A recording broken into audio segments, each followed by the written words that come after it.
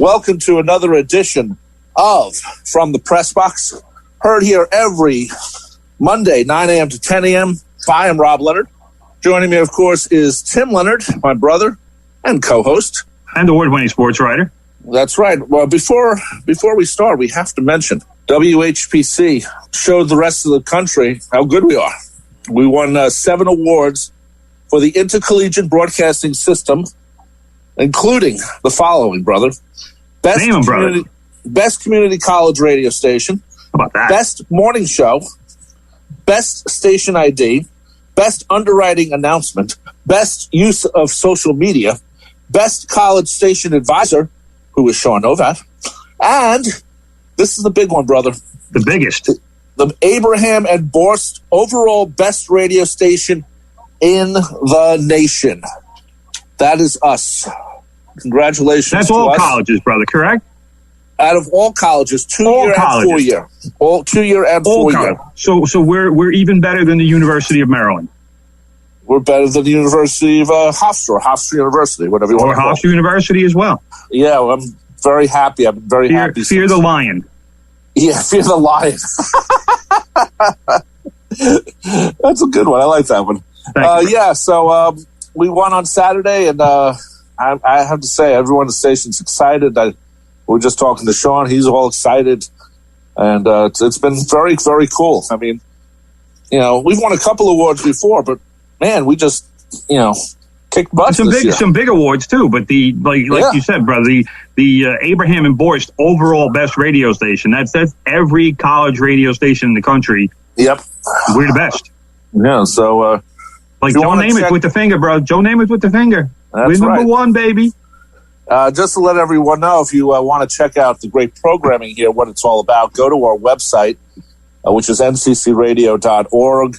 Besides streaming there, we stream in other places too, but you can see the program grid, get descriptions of all the shows, and find out how great our station is. Of course, we have a little bias there, but we also know the truth. So it was really cool. It was very, very cool that we won on Saturday. I've been dancing around since. Nothing but facts on this show, brother. That's what we do. Sometimes those facts involve maybe a little pat on the back for ourselves. But, when the rest of the country says, hey, you're the best, you got to believe them. Oh, yeah. I'll tell them, too. But yeah. Yes, I know you will. So anyway, brother, today is March 8th, 2021, and guess who's in first place, brother, in the NHL? Well, I call it the East. I know they sold it out for sponsorship this year, but I still call it the NHL East. Pass on the sponsors. Yeah, the New York Islanders are in first place. New York Islanders.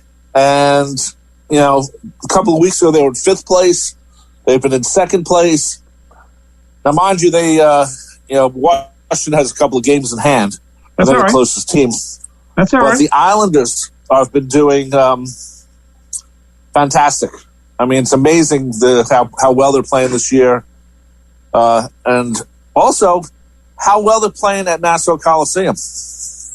And also how well they're playing against the Buffalo Sabres. Right. Last week they played the Sabres 3 times, won all the 3 games 5-2. Which is kind of weird if you were a gambler. And they made some money with that prop bet, brother. Bet all 3 games. Islanders win 5-2. You get some long odds on that. Yeah. Imagine you walk into the, like in Vegas and say, the Islanders are going to win 5-2 the next 3 games. Okay, here's 100-1. Well, actually, it'd probably be more than 100. It would probably be more than that. Yeah. To pick the exact score in three consecutive games and have it be the same score, I think Vegas would probably give you at least 250-1 on that. Yeah, and they should give you more like 1,000-1, but that's it's Vegas. They're not going to give you 1,000-1 unless if they can avoid it.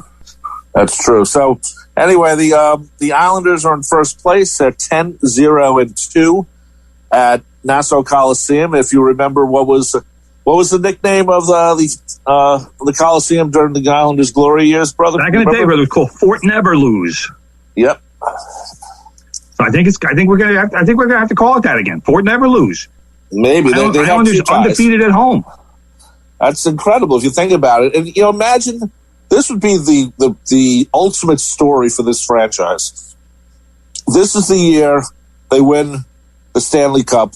They go into their new arena, which they did 4 years ago when they went to the Barclays Center, or 5 years ago, whenever it was. And everyone said, oh, it'd be nice if we won there. They didn't. But this would be a true, goodbye to the Nassau Coliseum if they were to win, everything this year. Because, they're going to the UBS Arena in Belmont next year. It should be finished by then. And it'd be a good going-away present. So when they do knock down the Coliseum one day, they can say, well, we had 5 Stanley Cup championships here instead of 4. But anyway, everyone's playing well for the Islanders. Brother Barzal, Anders Lee. I mean, we're seeing a spreading out of talent on this team, which is very needed, I think. But at the same time, your leaders are leading. So, that's all you can ask for, really. Well, yeah, but I think one thing is for sure. Anders Lee has been outstanding in the last, let's say, week plus. And we touched on Oliver Wahlstrom last week, and Oliver Wahlstrom has also been phenomenal, even though he didn't do a whole lot against the Sabres, but he had scored, I think it was 4 straight games, or had a point in 4 straight games before those games came along. So he's been playing well, and for a rookie to do that, and like we said last week, that's a guy that's one less trade that you need to make at the trade deadline. And, right. And I think we're going to have to start, looking at the trade deadline and seeing, what are the Islanders going to do? And it's kind of coincidence, irony, ironic, whatever you want to call it, that they just played the Sabres, because the Sabres, if you recall, brother, and I'm sure you do, signed Taylor Hall to a 1-year contract in the offseason for $8 million. Now, a lot of people expected Taylor Hall to get a long-term deal. They also expected him to be, a great line mate for Jack Eichel. And instead, both of them have struggled. And now there's talk about Eichel possibly being dealt to the Rangers, which would be a phenomenal get for the Rangers, especially with the young stars that they have, unless Buffalo, of course, wants one of those young stars for Eichel. But Taylor Hall could be a target for the Islanders, because what are the Sabres going to do? The Sabres won't be re-signing him. He's on a 1-year deal for $8 million. If the Islanders could bring him in, his history says that he could be an impact player for them. And we had said in the offseason that he would be a good target for the Islanders, because there really weren't a whole lot of impact forwards on the market, on the free agent market in the offseason. But again, he has struggled with the Sabres. That's not to say that he would struggle with the Islanders, but when you look at Taylor Hall and what he's doing this year, it's 2 goals and 12 assists. It really is not impressive in 23 games. I mean, he's a much better player than that. But would the Islanders be able to unlock that? He's playing with Jack Eichel. That's you don't get too many centers better than Jack Eichel. Right. So. To me, though, that's the kind of guy maybe the Islanders would target at the trade deadline to improve their offense. Although, if you look at what they've done in the last 3 games against Buffalo, three consecutive 5-2 wins, it would seem that for now, offense isn't necessarily a problem, although it has been earlier in the season, and it will be. Yeah, that's the thing. At the beginning of the season, it was we were questioning whether they, would turn into the team they've turned into, which we kind of expected, but we expected it much earlier in the year. Right. At least I did. Yeah. So, it's sometimes these things come slowly. Lee had a slow start. Other guys had a slow start. But like you said, everybody seems to be chipping in right now, and that's what has led to this 5 games in 5-game winning streak. The Islanders have won 7 of their last 8. And that's because they're getting balanced scoring. If you look at the last 3 games, Brock Nelson scored twice in Sunday's win, and Lee got his team high 12th goal. Matthew Barzal and Scott Mayfield each had a goal and an assist on Saturday. I'm sure, brother, you saw Barzal's goal, because that was that was a Sports Center top 10 play. He did a little toe drag in front of the net, put the puck back between his legs, and then shot shot the puck past the Sabres goalie from between his legs. It was a ridiculous shot. I don't even know what possessed him to actually try that. That's a pregame kind of a move. You know, that's like something you're screwing around with your teammates and you do it because you can. I don't know what possessed Matthew Barzal to try that in a game, but it was phenomenal. But that was Saturday, and Matt Martin, who you don't expect, too many goals out of, he scored a pair on Thursday. And Noah Dobson, the defenseman, who was in that same draft as what's his name, Oliver Wahlstrom. They were picked with the consecutive picks. He had his second goal of the season. So the Islanders are getting goals from a lot of different sources. But the thing about top teams is you have certain, centerpiece kind of guys, cornerstone kind of guys who, when you need a goal, that's the guy you're going to. And that used to be John Tavares when he was here. But now the Islanders, I don't know that Barzal is necessarily that guy. Barzal might be the guy to pass the puck to that guy. And I'm not sure Anders Lee is necessarily that guy, but he's probably the closest thing the Islanders have to somebody who, when you need a goal, that's the guy you're looking at. Right now, it's great. Right now, a lot of guys are scoring. It's taking the load off of guys. Nobody's really having to carry the team in that way, like an Ovechkin does for Washington, for example. But this kind of thing doesn't necessarily last. And when you get back to those tougher times and those better defenses, you need those handful of players who you can say, hey, we need a goal. We got to win this game. It's 1-1, and we need to get that second goal. So go get it for us. That's what they need. And maybe Taylor Hall is that guy. But that's going to be something to keep an eye on in the coming weeks with the trade deadline coming closer in the NHL. We'll see. We'll see what Lou does, Lou Lamoriello, the GM. And we'll see how serious the Islanders are about trying to get a cup. No, this would be the year to do it, I think. Part of the reason is they're moving next year to the UBS Arena. There's 19,000 season tickets they're trying to sell. And they're already trying to sell them for next year if you see the right media. And so they're already saying, come on, we're going to be good. We have a new arena, better everything. Please come. Now, one thing about the Islanders, their history has shown when they win, they do better with the season tickets. But when they don't win, people walk away because it's always been a working class fan. They never had a lot of boxes at the Coliseum, so it wasn't like, big corporate groups coming in and, spending all their money at the Coliseum and the boxes. So, I do worry about that because they're playing in this big arena. And, I remember the Coliseum when they weren't winning and there was, 7,000 fans, at the Belmont Arena or the UBS Arena, whatever you're going to call it. Right. Actually, it is the UBS Arena. It's going to be even more noticeable that people aren't there. So I do hope that next season, comes off a big win this season. So people will go and get tickets and support the team.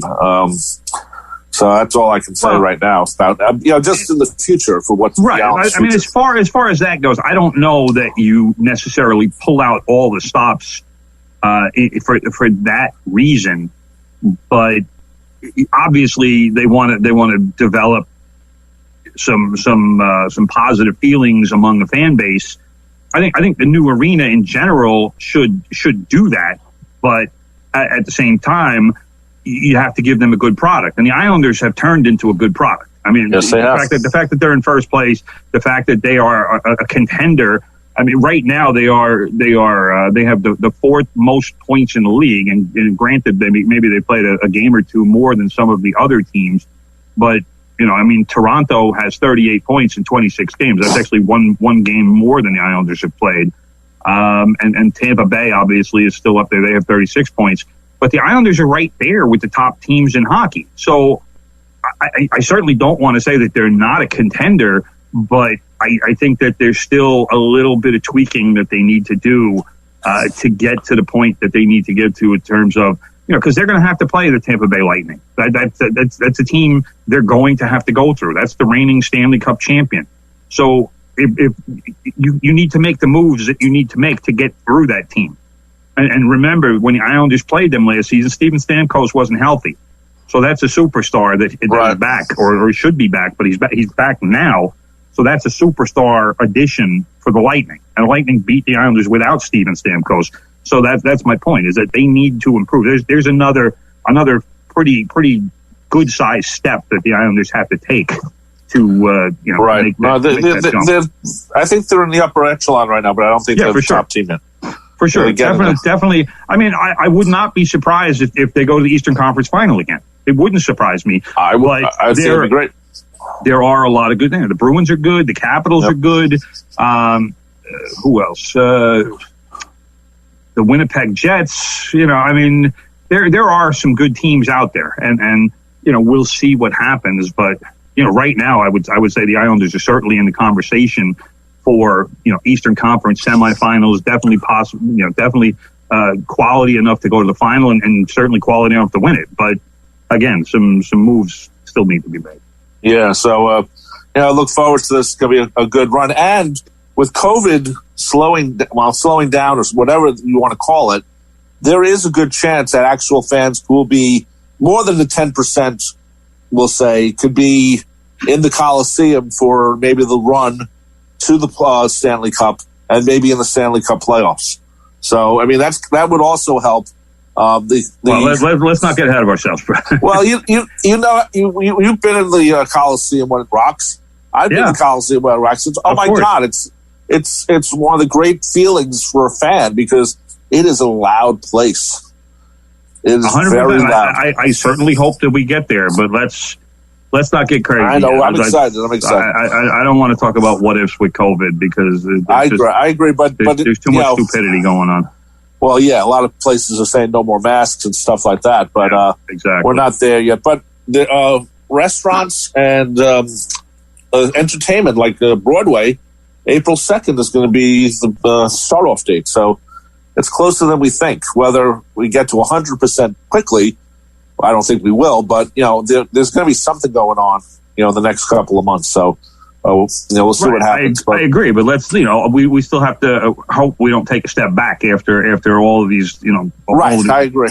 Steps forward. To have to take a step back would really kind of send a lot of people reeling. I think so. I agree. I don't want to. I'm glad some fans are back in the stands. I'm glad that we've seen some of that. I'm still a little puzzled as to why you have 10%. Fan capacity at, say, like an NBA game, and you have the same 10% capacity at an outdoor baseball stadium. That doesn't make any sense to me.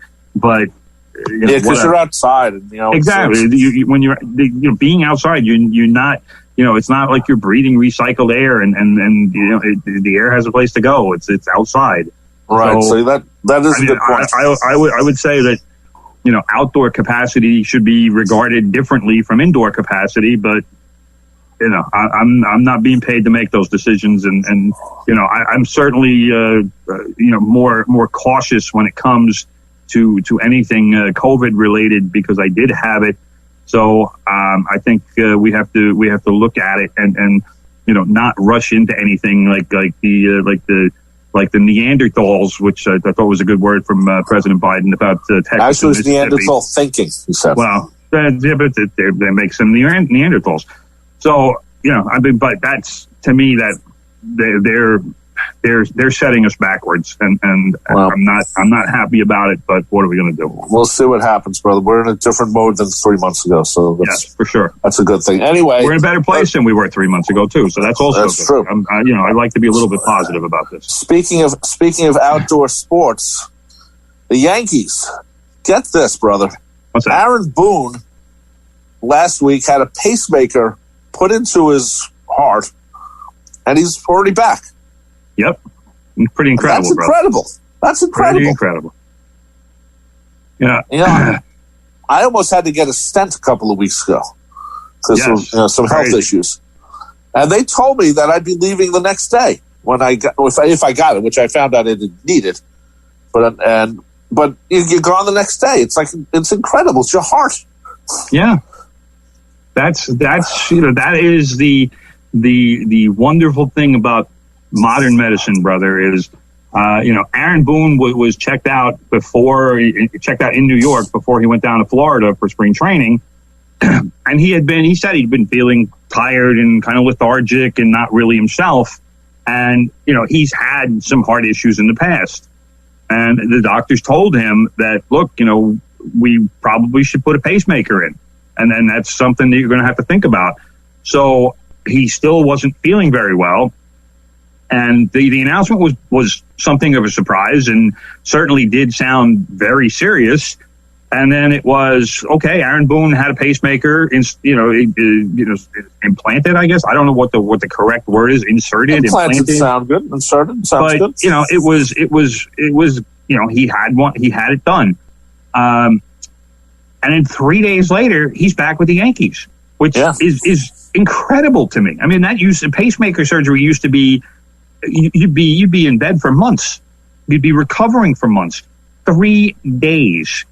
And now the one thing I liked about this situation with Boone is he's been so open about it and is willing to talk about it, doesn't want to hide the fact that, hey, yeah, what, my heart has had problems in the past and now I'm addressing it. And look, if you have health issues, get yourself checked out. Because Boone was saying, he says, like, look, I didn't feel good. I felt tired a lot. I felt lethargic. I had no energy. And all he's saying now is, I can't believe how much better I feel. Right. Because his body is getting the oxygen that it needs. He's not depleted. He's back to being 100%.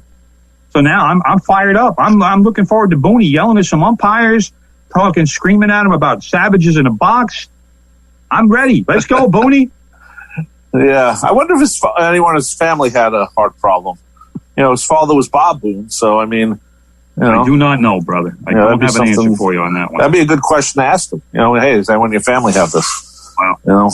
Maybe they did it during the Zoom chat. I have no idea. Right. But but that I think is the message that was coming from him is, if you don't feel right, don't lie to yourself and pretend that it's not an issue, or don't say you don't have time or you got too much work to do or you're too busy or anything like that. Aaron Boone's the manager of the New York Yankees. There's not a whole lot of people busier than he is. And he managed to take some time and take care of his health. And now, he's back. He's back to being 100%. So I'm very happy for him. I'm very happy for the New York Yankees. And hey, we're ready to go. Season might as well start tomorrow. Of course. Anything else with the Yankees you're looking forward to, brother? Well, I saw yesterday that your man, brother, Brett Gardner, hit a grand slam off your former man, Zach Wheeler. That was Sunday. The Yankees defeated the Phillies 4-0. Jordan Montgomery making another good outing for him. 2 hits in 3 scoreless innings. Jordan Montgomery, he is the forgotten man in that rotation. He really is. Right. He's a guy who it seems like he always has to prove himself again and again. And I think it's because he is a homegrown Yankee. I mean, homegrown Yankee hitters get looked at in one way, and homegrown Yankee pitchers get looked at in another. And the pitchers always seem like they have to prove themselves, whereas the hitters, it's like, Gardner, Aaron Judge, Gary Sanchez, guys like that. They come in and they're I don't want to say they're given a spot, but I think the fans are much more forgiving of hitters than they are of pitchers. And if a pitcher isn't immediately a Cy Young candidate, then they get abused from the Yankee fans. I'm happy that Jordan Montgomery is looking good early, and we were on him 3 years ago when he was coming up, and I saw us one of his first spring training games, and then I loved the way how he pounded the bottom of the strike zone. This kid was just throwing knee-high strikes to everybody. I loved it. And then he had the arm injury, the Tommy John surgery, and he's been, the last couple seasons really haven't been very good for him because he's been hurt and recovering. But as far as I'm concerned now, he should be ready to go. There's no reason that Montgomery can't be, the 4th or 5th starter on this team. And there's no reason he shouldn't be able to get, anywhere from 12 to 14 wins. There's absolutely no reason that shouldn't happen. Right. So, we'll see. We'll see how it goes. I'm definitely rooting for the kid. I hope he's he has a good season. But today was just another step towards that goal. That's true. We should say that the Mets have announced. We mentioned last week the Yankees are going to wear a Hank Patcher.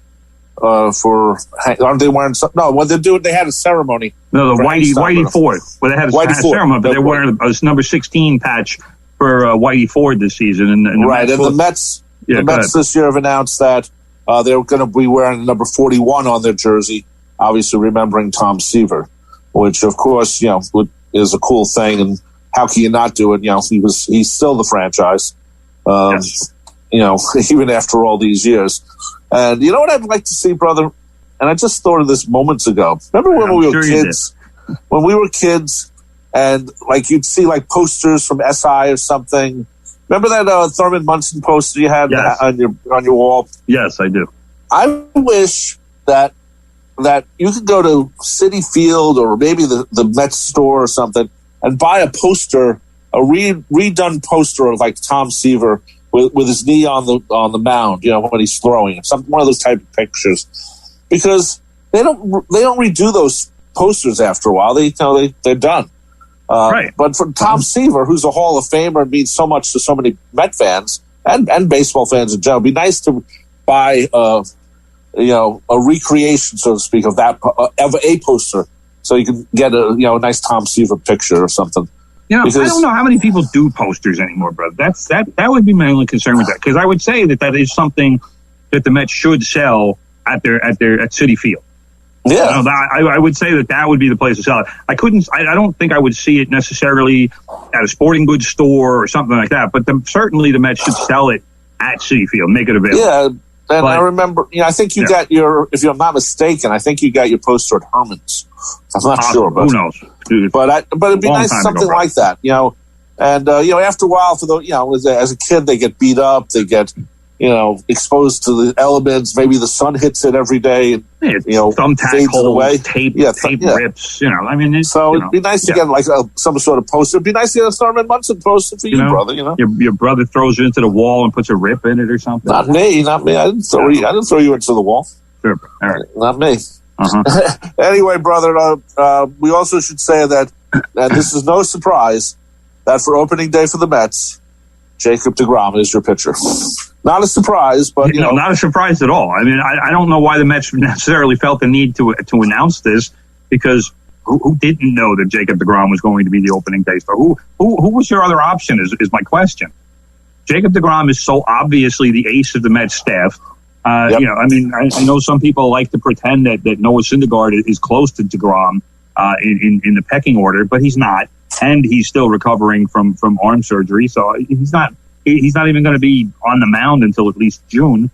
So, who was going to start opening day? Marcus Stroman? I mean, come on, let's be serious. But he's your number 2 starter, so I know. Yeah, one of those worst kept secrets in baseball was that Jacob deGrom was going to start on opening day. But now there is some significance to that, brother, because that now allows Jacob deGrom to tie Tom Seaver, the previously mentioned Tom Seaver, Doc Gooden, and Johan Santana as the only Mets starters the only Mets pitchers to start 3 consecutive opening days, which that's a significant thing. That really? means that, yeah, really. No, I would say I thought Seaver would be like that for from 69 to 75 or something. Seaver may have started more. I don't know, but we're just talking 3, brother. So, okay. Seaver probably did start more. I'd have to do the research on that one too. But from what I read, it was Seaver, Gooden, and Santana. They have all started 3 in a row. Like you said, I would assume Seaver was probably 5 or 6, but he did start 3. You got to get to 3 before you get to 4 and 5 and 6. Okay. So, okay. Don't freak out yet, brother. Okay. Anyway, you're listening to 90.3 WHPC, the voice of Nassau Community College, and the 2021 winner of the following awards from the Intercollegiate Broadcasting System: Best Community College Radio Station, Best Morning Show, Best Station ID, Best Underwriting Announcement, Best Use of Social Media, Best College Station Advisor, Sean Novat, and the Abraham and Borst overall best radio station in the nation. It sounds so good to say that. Congratulations to everyone we work with at the WHPC. Congratulations to Sean Novak for all the great work he's been doing. And it's so fun to read, brother. I love reading it. I might go to bed tonight, just read it before I go to bed. And brother, one damn fine sports show. Yeah, that's true. Well, that's true. That's true. You're right. I agree with that. We have a lot of sports here. We have, how many sports? We have 5, 6, 8 hours of sports here. How about that? That's pretty good. That's pretty damn good. I think I've done most of them too at some point. Well, I think you've done. I don't think you've worked. Have you worked with? I have guested on several of his shows. Have you been on Muldoon's show? I don't know. Okay. Maybe once. Maybe a couple years ago. Okay. Anyway, you have been. You've been a fill-in guy. You're the fill-in guy. Go-to guy for fill-in. I'm the go-to fill-in guy. Anyway, brother. Now, for those who don't know, Timmy and I both have baseball cards, football cards. We don't collect as much as we used to, but we grew up with baseball cards and other cards too. I'm shocked at this price for Tom Brady, brother. There was a football card that, to me, is a total overpayment because there's tons, I'm sure, Tom Brady cards out there. Well, no. Go ahead, bro. Go ahead. What's the price on it? It's over $1 million. Well, yeah, but you're burying the lead, brother, as we say in the journalism world. Because a rookie card of Tampa Bay Buccaneers quarterback Tom Brady, it still sounds weird to say, has sold for a record $1.32 million at a recent auction. The card was an autographed 2000 playoff contenders championship ticket. That is one of only 100 such cards in existence. Oh, okay. Well, all right. So it's already a rare card, but it's also autographed. And from what I read, it's not even a 10 out of 10 as far as condition. It was only an 8 out of 10, but that still makes it a very good condition card. It was bought apparently by a lifelong Patriots fan who clearly has far too much disposable income. But yeah, 1.32 million. And that there was a card that amount, 1.32 million, smashed the record paid for a football card by nearly $500,000. Right. Because last month, a buyer purchased an autographed 2017 National Treasures Patrick Mahomes card. I don't know who National Treasures is, but I guess it's rare. But it's a Patrick Mahomes card, and that one is only one of 5 it's believed to be in existence. And that card went for $861,000. So Tom Brady is he's I guess he's now the GOAT as far as football cards go as well. So it's a lot of money, but I guess this guy's a fan. Who knows what he's going to do with it? I would assume that at some point in the future, maybe he'll look to sell it and make a profit off of it. But either that, or he's just going to hang on to it and pass it along to a family member at some point in his life or post-life, I guess. But we'll see. Yeah, we'll see where it goes. It's a remarkable amount for a football card. Right, especially football. You never see football cards. I mean, I've never seen them. In the stores or anything. You rarely see them. I know they make them, obviously. Still, they make all the leagues. That's why there's only 100 in existence. Maybe. I mean, it's but you don't see it. You still see baseball cards, even though they're a little bit overpriced. And I don't like the attitude that some people buy them because they're worth something right away, instead of maybe scaling them or putting them on your bicycle or something. I never put baseball cards in my bicycle, brother. I didn't either. I never liked doing that. It always seemed like, why are you buying something to put it in your bicycle and destroy it? I mean, yeah, especially something that for me was enjoyable. I liked reading. I liked looking at the cards. I like reading the cards. I like looking at the stats, seeing the short player biography kind of stuff.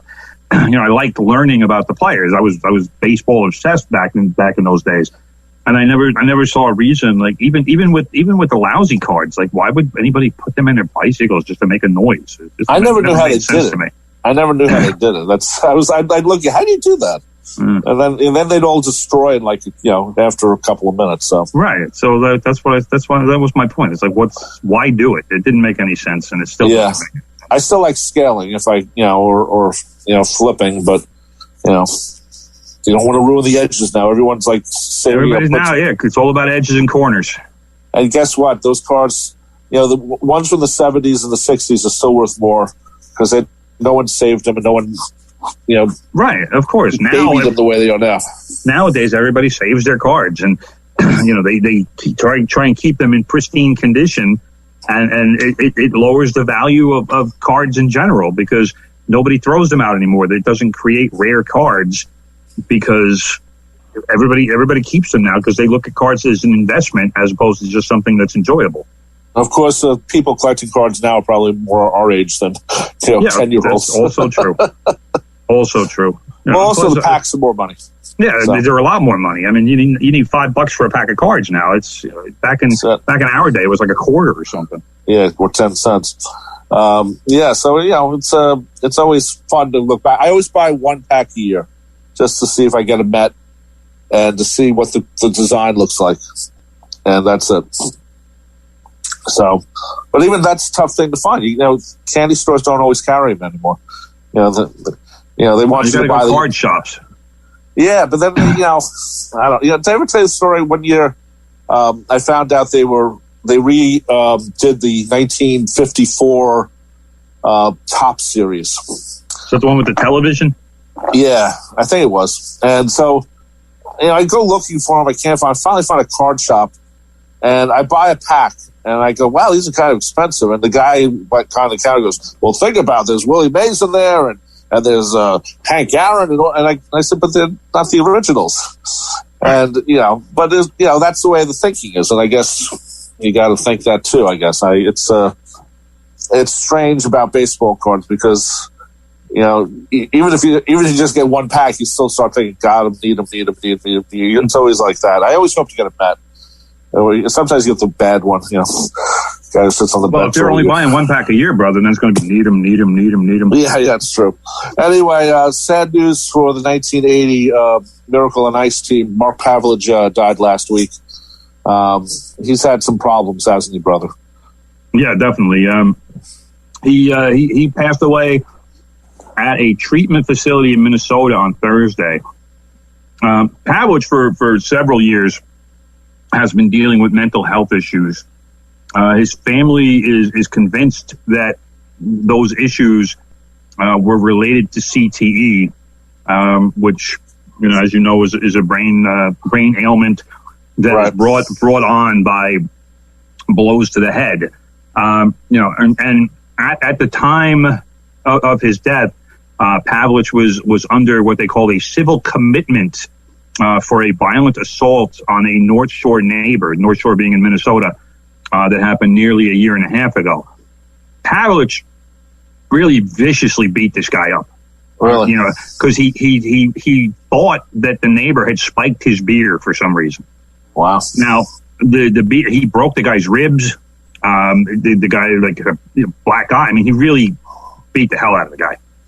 And Pavlidge, as we all know, he was an undersized player, and he wasn't afraid to mix it up. He wasn't afraid to take some hits to do what he had to do as a player. He scored 30 goals in each of his first two seasons with the Rangers, so he obviously was a talented player. But this was a guy who he really couldn't take the pounding in the NHL. I think his career only lasted about 6 seasons, but he had lifelong fame from that Olympic team and winning the gold medal. Now, after his NHL career was over, he got into some business in Minnesota, but increasingly became more and more reclusive. The 1980 guys would get together and do events or do signings or anything like that. And if there was going to be one guy who didn't show up, it was Pavlidge. And he really, and I don't know if that was because the CTE was kind of slowly creeping in or what, but I mean, that's been his MO for maybe at least the last decade, if not more, is that, he was kind of like trying to be off the grid and not really have to deal with people. And like I said, his family is convinced. I don't know if if any autopsy is going to be done, or if they're going to test for CTE. I have a feeling they will. But at the same time, it's a tragic death because they didn't really know what happened or how he died. They just found him at the facility. Right. But also just because from what I read in a Minnesota newspaper, he'd been doing well with his rehab lately and with his treatment, and they said that it was clearly going in the right direction and that things were looking better for him. But he'd also been diagnosed with PTSD and some other things and was resistant to treatment at first. So it was nice to hear that at least he was taking some positive steps and trying to get himself back into a place where where he could just deal with the issues. So definitely a sad story, and to have, and especially with the Miracle on Ice connection. I know all of those guys, I'm sure, are sad that they're not going to see him anymore. Yeah, and that team is still close after all these years. They do a lot of appearances, but usually at the 5-year points, 20th anniversary, 25th, whatever. And it's still, it's 40 years ago, or 41 years ago now. But guess what? It's still an important moment in U.S. sports history. So, and the thing was, everyone forgets, when they beat the Russians, they still had to win one more game. Right. Still had to beat Finland. Yeah. So, people forget that. Everyone thinks, the Russian game was the game because, that's where Al Michaels says, "Do you believe in miracles?" But it was the next game. And Al Michaels, I just was watching a clip of it somewhere. And he tried not to say, "Do you believe in miracles?" again, because he obviously knew it that even at that point, 4 days after or 3 days after the Russian game, that he had said something important.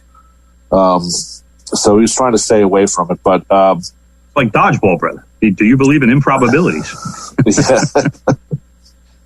No, the thing about that game is that. Yeah, it was a completely improbable win. I mean, nobody thought that the U.S. would beat the Russians. I don't even know if Herb Brooks thought they would. But it really was a miraculous victory. But like you said, we still needed to win one more game, otherwise they wouldn't win the gold medal. And if you remember, against Finland, they were down going into the third period. That's right. And that sparked a famous Herb Brooks tirade speech in between the second and third period. Ruzzoni talks about it all the time. A very profanity-laden speech about taking it to your graves. I'll leave out all the F-bombs, but basically that was the thinking was, look, if you guys don't win this game, it's going to haunt you for the rest of your lives because you just beat the Russians. You did what nobody thought could be done, and now to win the gold medal, you got to beat Finland. Right. And are they a good team? Yeah, but you guys can beat this team. And then they came out and they stormed. It was like, we're not losing this game. Well, it's a good point, though. It's like, you beat the best team in the world, and now, you're losing to a team that's good, but, you can beat them. You're right. So, exactly. He was good that way. It didn't work in the NHL as much as maybe he wanted it to, but, he goes down, he's a great coach for that great team. So, yes. And the ironic thing is, somebody a few years ago talked about that game with one of the Russians. I forget which player it was, but one of the Russians who was on that team. And for the Russians, it's a blip. Nobody cares about that game. That game, I mean, here, that is in fact, it was the greatest sports moment of the century, of the 20th century. In Russia, it's like, yeah, who cares? Yeah, but they also, that was a special on HBO. And they did talk about, though, that some people in the Russian government were like, "How did you lose those Americans?" Right. Oh, they were. Of course, they were. They were infuriated. But in terms of when you look at it from the American standpoint, it's one of the great moments in sports history. Right. When you look at it from the Russian perspective, it's like, hey, who cares? We don't care. Yes, we lost. Okay, we lost. So what? And great moment? No, not at all. Yet. No. Yeah. Good point. Anyway, we are, as you know, brother, a soccer-friendly show. And lots of soccer happening, as always. How's your team Tottenham doing, brother? Oh, Tottenham, brother. We're killing people now. This is what happens. Happened? This is what happens. I thought they were on the road to ruin. No, that's Liverpool, brother. That's Liverpool. We're going to talk about how Liverpool is on the road to ruin. Which was that? It was a Ramones album, wasn't it? Road to Ruin. Road to Ruin, yes. Yes. So that was that's where Liverpool is right now. But as far as Tottenham goes, brother, we are talking about 3 consecutive wins. We're talking about 3 consecutive solid wins. Spurs they just beat Crystal Palace on yesterday, 4-1. Gareth Bale with 2 goals. Gareth Bale, brother, they were writing him off. And I kept telling people, the plan with Gareth Bale is not to use him so much early and save him. Let him build up his fitness. Let him get back into shape like he should be and save him for later in the season when everybody's getting tired and the season is starting to grind. And now Gareth Bale with whatever it is, 11 or 12 games left in the regular season, he's fresh. He's ready. And he's Gareth Bale again. He scored 2 yesterday against Crystal Palace.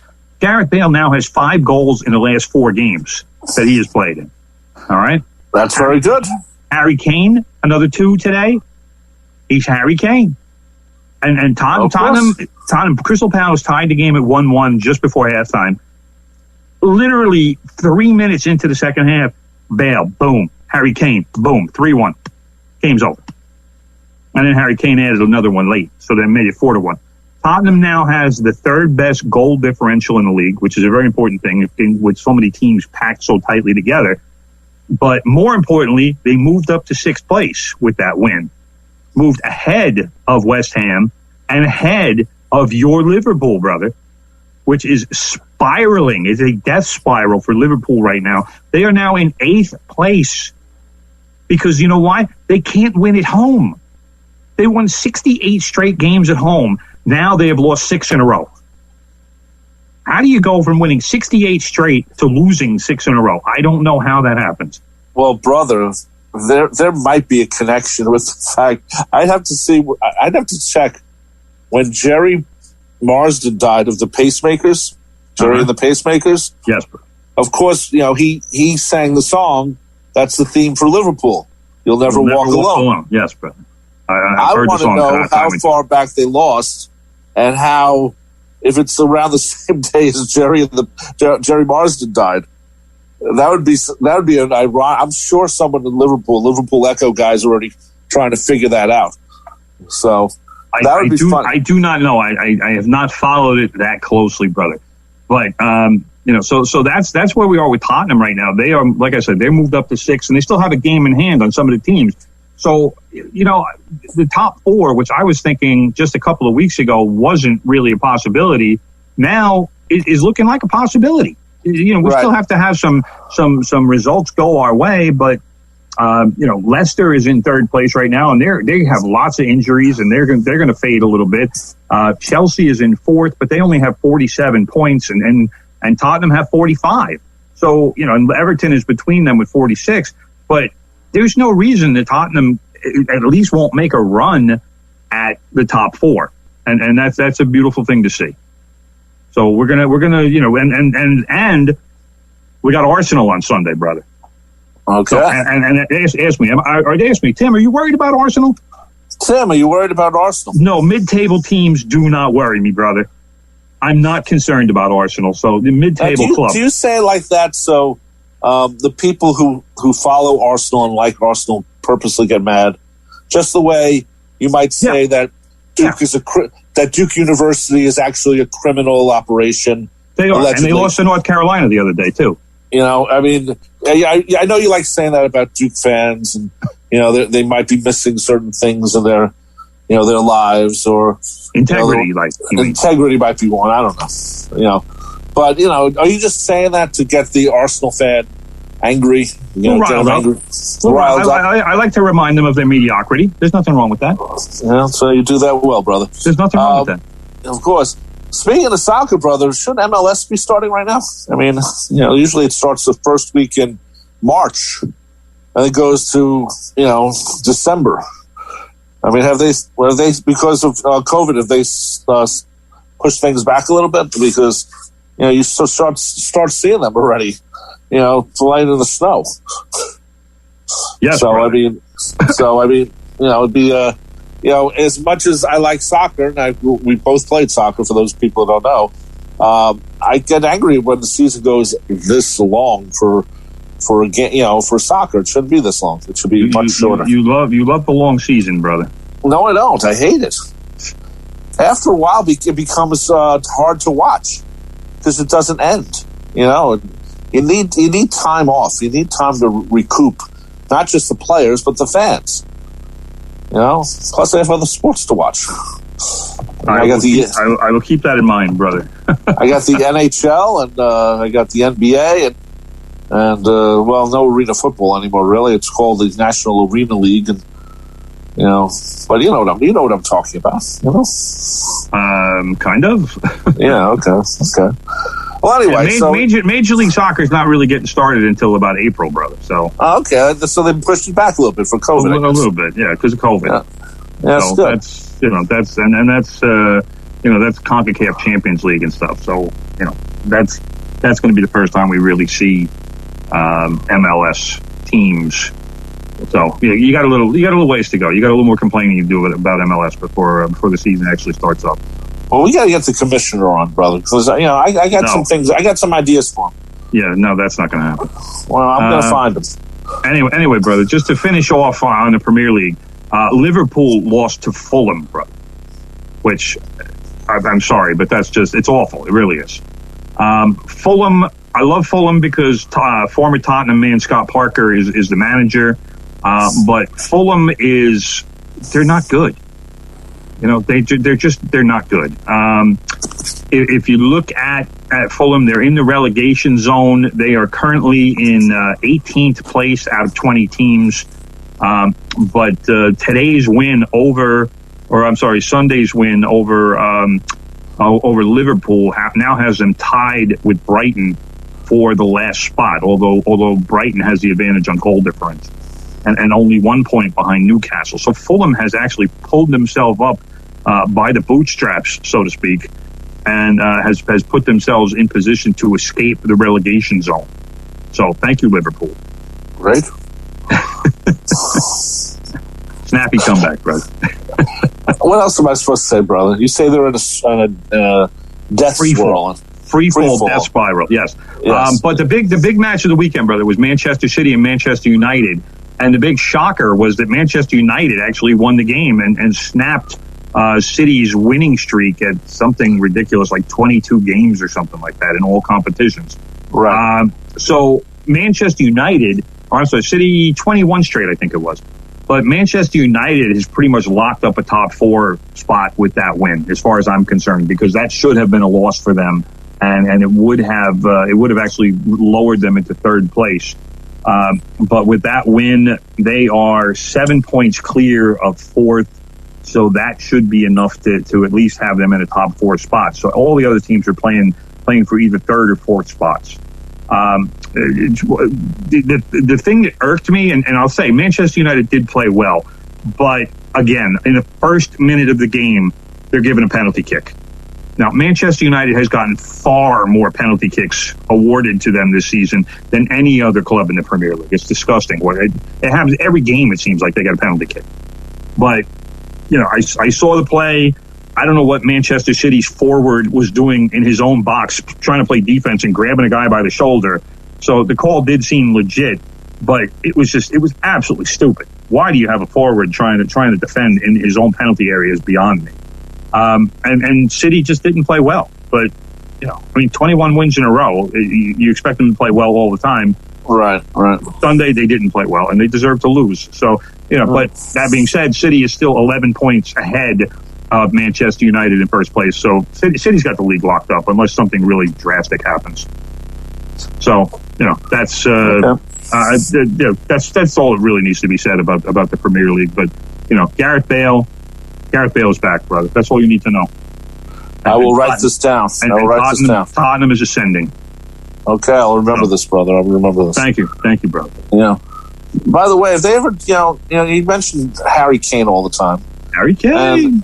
Do they sing the Charlie Kane song but change it to Harry Kane? I don't know Charlie what that Kane is, from. I don't know what that is. Have you seen the movie Citizen Kane?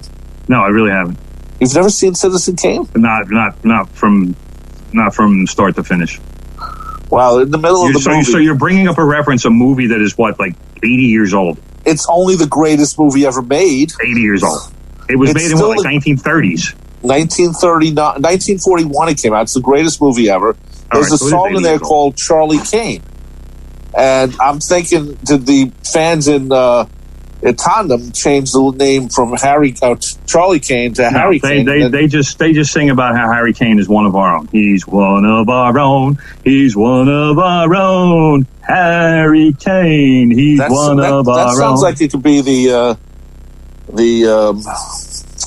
That sounds like it could be the Charlie Kane song and change the melody a little bit. If you say so, brother. Well, I'm just saying, how do you think things get adopted, Someone says, hey, let's start singing this, and the next thing you know, you got a song, I'll take your word for it. You Never Walk Alone all of a sudden started to get sung at Liverpool games. Brother. All right, but let me just say before we go, I did want to touch on the NBA. I didn't want to talk about the All-Star game, but I did want to touch on the NBA. First of all, Blake Griffin, brother, he agreed yesterday to a deal with the Brooklyn Nets, so he will be joining the Nets and give them another star name, not necessarily a star player because he's a little bit past his prime. But he will be joining the Nets and make them a little deeper, a little stronger. That's always a good thing. Your man, brother, Steph Curry of Holy Moly fame, one of my favorite television shows, won the 3-point contest really to nobody's surprise. Right. And Domantas Sabonis won the NBA Skills Challenge. That is the son of Arvydas Sabonis and a former player at Gonzaga. Gonzaga? Yes. Okay. Well, that's pretty darn good, brother. Anyway, you're listening to 90.3 WHPC, the voice of Nassau Community College. The show you've been listening to is From the Press Box. We're on 9 a.m. to 10 a.m. And, of course, just as a reminder, we are the 2021 winners of the Intercollegiate Broadcasting System's following awards: the best community college radio station, the best morning show, the best station ID, the best underwriting announcement, the best use of social media, the best college radio station advisor, whose name is Sean Novat. Congratulations, Sean. And, of course, the Abraham and Borst overall best radio station in the nation. I got to watch every word you say. You don't have to. Sometimes I slip. You know that. I jump ahead. That's why I'm here. Bro. Abraham and Borst. Is that like Lee and Perrins? It sounds like a very savory combo. Anyway, I'm just hearing they're the creators of the IBS. There you go. Okay, coming up next at 10 o'clock is Big Ed Newlands with the Good Gold Show. And if you missed the show, want to hear it again or whatever, it'll be available on Spreaker, and it's also on Spotify now, brother, among other places. And good show, brother, as always. My name is Rob Leonard. He's brother Tim Leonard. And thanks to Sean Novat, who now gets to say he's the 2021 winner of the Best College Station Advisor. Congratulations, Sean. We'll see you next time. Take care and bye-bye.